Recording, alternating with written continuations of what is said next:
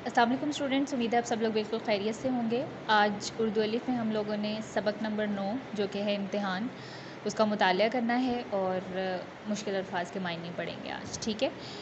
امتحان کے مصنف کا نام ہے مرزا فرحت اللہ بیگ، اور اس کہانی میں جو ہے وہ امتحانات جو ہوتے ہیں آپ کے، اس کے بارے میں بات کریں گے ہم، ٹھیک ہے۔ ذرا مزاحیہ انداز میں بات کریں گے، مزاحیہ انداز میں اس صورت میں کہ اس میں مصنف نے جو ہے اپنی کہانی بیان کی ہے، ٹھیک ہے۔ لاء کلاس میں وہ پڑھتے ہوتے ہیں اور بہت کم جو ہے وہ کلاس میں جاتے ہیں، ٹھیک ہے۔ استاد سے دوستی کی وجہ سے حاضری کا مسئلہ جو ہے وہ ان کو درپیش نہیں ہوتا۔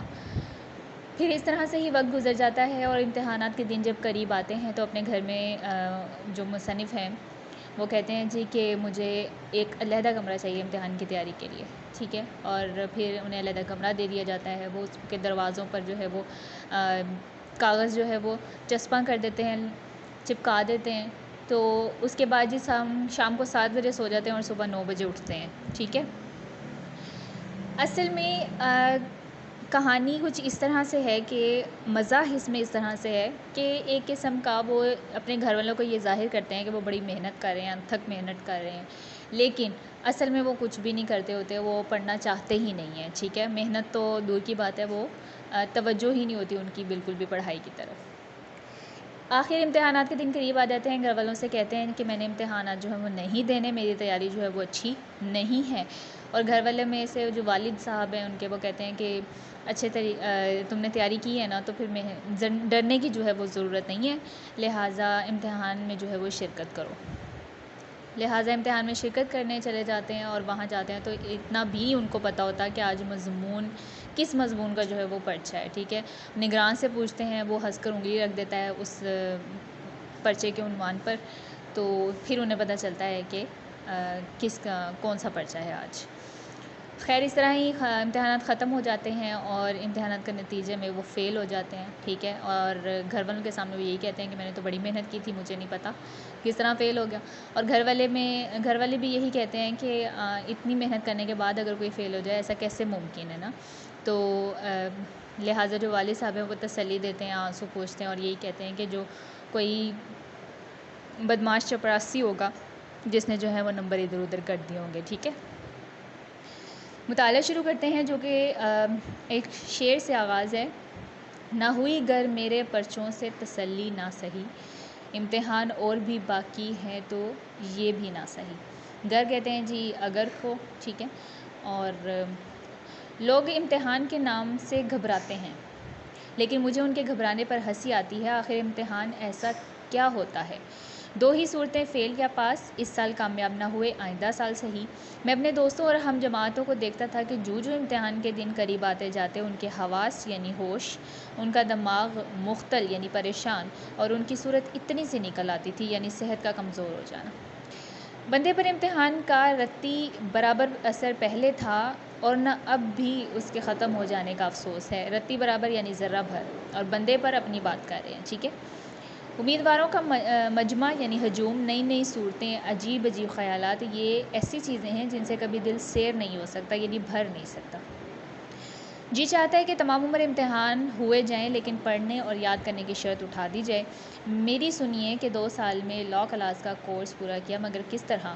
شام کو یاروں کے ساتھ ٹہلنے نکلتا، واپسی کے وقت لاء کلاس میں بھی جھانک آتا۔ منشی صاحب دوست تھے اور لیکچرار صاحب پڑھانے میں متغرق یعنی ڈوبے ہوئے، مصروف۔ حاضری کی تکمیل یعنی مکمل کرنا، حاضری کی تکمیل میں کچھ دشواری نہ تھی یعنی مشکل نہ تھی۔ اب آپ ہی بتائیں کہ لاء کلاس میں شریک ہونے سے میرے کس مشغلے میں فرق آ سکتا تھا، یعنی کس شغل میں فرق آ سکتا، یعنی وہ کہہ رہے ہیں کہ میں نے لاء کلاس میں داخلہ تو لے لیا لیکن میرے کسی شغل میں، کسی مشغلے میں کوئی فرق نہیں پڑا، میں سب کچھ ویسے ہی کر رہا تھا۔ والد صاحب قبلہ عزت و احترام کے لیے بولتے ہیں، ٹھیک ہے، قبلہ مطلب محترم، خوش تھے کہ بیٹے کو قانون کا شوق ہو چلا ہے، کسی زمانے میں بڑے بڑے وکیلوں کے کان کترے گا یعنی انہیں لاجواب کر دے گا یا عاجز کر دے گا۔ ہم بھی بے فکر تھے کہ چلو 2 برس تک تو کوئی محنت کے لیے کہہ ہی نہیں سکتا، بعد میں دیکھیے کون جیتا ہے اور کون مرتا ہے۔ لیکن زمانہ آنکھ بند کیے گزر جاتا ہے، 2 سال ایسے گزر گئے جیسے ہوا۔ لاء کلاس کا صداقت نامہ بھی مل گیا یعنی سچائی کا ثبوت۔ اب کیا تھا؟ والدین امتحان وکالت کی تیاری کے لیے سر ہو گئے یعنی پیچھے پڑنا۔ مگر میں بھی ایک ذات شریف ہوں یعنی چالاک ہوں. ایک بڑھیا اور ایک بوڑھے کو دھوکہ دینا کیا بڑی بات ہے. اپنے والدین کی بات کریں. میں نے تقاضا کیا یعنی مطالبہ کیا کہ علیحدہ کمرہ مل جائے تو محنت کروں. بال بچوں کی گڑبڑ میں مجھ سے کچھ نہیں ہو سکتا یعنی پریشانی میں خرابی میں. چند روز اسی ہیلے یعنی بہانے سے ٹال دیے. لیکن طابقے یعنی کب تک. پرانی اردو ہے ٹھیک ہے. تو طابقے کا مطلب کب تک. بڑی بی نے اپنے سونے کا کمرہ خالی کر دیا. اب میں دوسری چال چلا یعنی چکر فریب دینا. دروازوں میں شیشے تھے ان پر کاغذ چپکا دیا. لیمپ روشن کر کے آرام سے 7 بجے سے سو جاتا اور صبح 9 بجے اٹھتا. اگر کسی نے آواز دی اور آنکھ کھل گئی تو ڈانٹ دیا کہ خام خواہ یعنی بلا وجہ میری پڑھائی میں خلل ڈالا جاتا ہے یعنی رکاوٹ ڈالنا. اگر آنکھ نہ کھلی اور صبح کو سونے کا الزام لگایا گیا تو کہہ دیا کہ میں پڑھتے وقت کبھی جواب نہ دوں گا. آئندہ کوئی مجھے دکھ نہ کرے یعنی تنگ نہ کرے. بعض وقت ایسا ہوا کہ لیمپ بھڑک کر چمنی سیاہ ہو گئی. لیمپ بھڑک کر یعنی لیمپ کی روشنی تیز ہو کر. لیمپ اس طرح سے کچھ بنا ہوتا ہے ٹھیک ہے. وہ جب زیادہ روشنی ہوگی تو یہ سارا جو ہے چمنی وہ سیاہ ہو گئی اور میری زیادہ محویت و محنت کا نتیجہ سمجھے گی یعنی مصروفیت کا. بعض وقت والد والدہ کہتے بھی تھے کہ اتنی محنت نہ کیا کرو لیکن میں زمانے کی ترقی کا نقشہ کھینچ کر ان کا دل خوش کر دیتا. نقشہ کھینچ کر یعنی کیفیت بتا کر. خدا خدا کر کے یہ مشکل بھی آسان ہو گئی اور امتحان کا زمانہ قریب آیا. میں نے گھر میں بہت کہا کہ ابھی میں امتحان کے لیے جیسا چاہیے ویسا تیار نہیں ہوں لیکن میری مسلسل یعنی لگاتار حاضری لا کلاس اور شبانہ روز یعنی رات دن کی محنت نے ان کے دلوں پر سکہ بٹھا رکھا تھا یعنی رعب جما رکھا تھا. وہ کب ماننے والے تھے. پھر بھی احتیاطاً اپنے بچاؤ کے لیے ان سے کہہ دیا کہ اگر میں فیل ہو جاؤں تو اس کی ذمہ داری مجھ پر نہ ہوگی کیونکہ میں اپنے آپ کو ابھی امتحان کے قابل نہیں پاتا. لیکن والد صاحب مسکرا کر بولے کہ امتحان سے کیوں ڈرے جاتے ہو. جب محنت کی ہے تو شریک بھی ہو جاؤ. کامیابی اور ناکامیابی خدا کے ہاتھ ہے. مرد باید کہ ہراساں نہ شود. ہراساں یعنی خوفزدہ یعنی یہ فارسی کا مصرع ہے. مطلب اس کا یہ ہے کہ اگر انسان نے محنت کی ہو تو اسے کسی چیز کا خوف نہیں ہونا چاہیے. میں نے بھی تقدیر یعنی قسمت اور تدبیر یعنی حل پر ایک چھوٹا سا لیکچر دے کر ثابت کر دیا کہ تدبیر کوئی چیز نہیں تقدیر سے تمام دنیا کے کام چلتے ہیں. قصہ مختصر یعنی مختصر بات یہ کہ درخواست شرکت دی گئی یعنی شامل ہونے کی درخواست اور منظور ہو گئی اور ایک دن وہ آیا کہ ہم ہال ٹکٹ لیے ہوئے مقام امتحان پر پہنچ ہی گئے. ہال ٹکٹ یعنی رول نمبر سلپ. گو یاد نہیں کیا تھا لیکن 2 وجہ سے کامیابی کی امید تھی. اول تو امداد غیبی یعنی غیب کی مدد اور دوسرے پرچوں کی الٹ پھیر یعنی عدل بدل. شاید وہ حضرات جو امتحان میں کبھی شریک نہیں ہوئے اس مضمون کو نہ سمجھیں اس لیے ذرا وضاحت سے عرض کر دیتا ہوں. امداد غیبی سے مراد امیدواران امتحان کی اصطلاح میں وہ مدد ہے. اصطلاح میں یعنی خاص معنوں میں جو ایک کو دوسرے سے یا کسی نیک ذات یعنی شخصیت نگرانے کار یعنی نگرانی کرنے والا سے یا عند المواقع یعنی خاص وقت پر کتاب سے پہنچ جاتی. پرچوں کی الٹ پھیر گو بظاہر مشکل ہوتی ہے لیکن تقدیر سب کچھ آسان کر دیتی ہے. بعض شریف کم حیثیت ملازم ایسے بھی نکل آتے ہیں جو با امید انعام یعنی انعام کی امید پر پرچہ بدل دیتے ہیں. یہ ضرور ہے کہ اس سے ایک محنت کرنے والے کو نقصان پہنچ جاتا ہے لیکن تدبیر و تقدیر کا مسئلہ جیسا اس کارروائی میں حل ہو جاتا ہے. کارروائی یعنی عمل میں دوسری کسی صورت میں حل نہیں ہوتا. اس کے علاوہ اور بھی صورتیں ہیں لیکن وہ بہت کم پیش آتی ہیں. اس سے ان پر بھروسہ کرنا نادانی ہے یعنی بے وقوفی. خیر آمد برسر مطلب یعنی مطلب پر آنا. 9:45 بجے گھنٹی بجی اور ہم سب بسم اللہ کہہ کر امتحان کے کمرے میں داخل ہوئے. یہاں ایک بہت خلیق یعنی خوش اخلاق اور ہنس مکھ یعنی خوش مزاج نگرانے کار تھے. مجھے جگہ نہیں ملتی تھی. میں نے ان سے کہا وہ میرے ساتھ ہو لیے جگہ بتائی اور بڑی دیر تک ہنس ہنس کر باتیں کرتے رہے. میں سمجھا چلو بیڑا پار ہے یعنی کامیابی جو ہے وہ یقینی ہے. اللہ دے اور بندہ لے. ٹھیک 10 بجے پرچہ تقسیم ہوا. میں نے پرچہ لیا.